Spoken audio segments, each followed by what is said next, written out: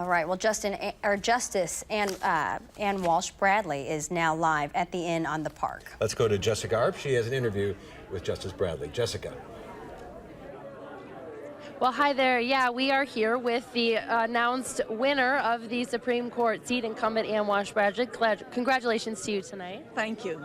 So you were talking, when you talked to your supporters here today, one of the first things you said that you thought this was a win for keeping partisan politics out of the court. That ended up playing a pretty major role in this race.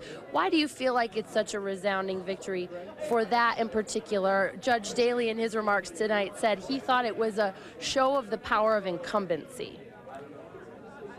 My message from day one has been keep political parties out of judicial campaigns and out of our courts.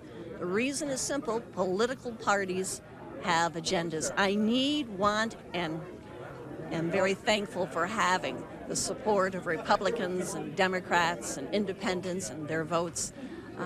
That message of keeping political parties out of the judiciary and out of these judicial campaigns really resonated for people from around the state, from Ashland to Kenosha, from La Crosse to Sheboygan. People want a judiciary that's fair, impartial, and nonpartisan. That's Wisconsin's tradition. You staying in this seat means that the makeup of the court, I believe, is going to stay pretty much the same, pretty much unchanged for about the last 8 years or something like that, I think.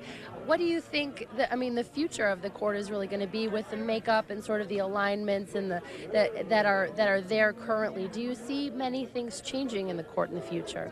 Well, we have challenges ahead of us. Certainly, we've had some challenges in the recent past, but all 7 of us know that we have to meet the challenges and give the people of this state the kind of court they expect and deserve. Now, at this point, I think the AP hasn't necessarily called the referendum piece, but all night it's been running that the voters have been looking at, it's been running ahead on the yes side of the constitutional amendment that the Supreme Court Chief Justice should be elected. If that remains the same and that is the outcome tonight, what do you think the ultimate effect is going to be on the court?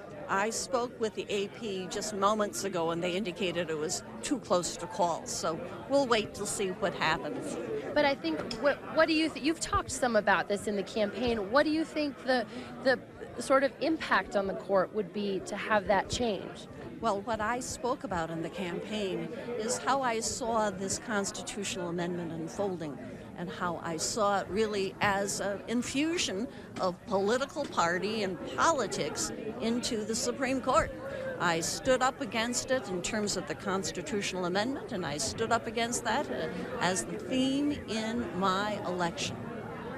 Well, the winner tonight, going forward for another 10-year term. Congratulations to you. Thank you so much. Great, and we'll send it back to the studio, you guys. All right. Jessica Arp reporting live for us tonight. Jessica, thank you.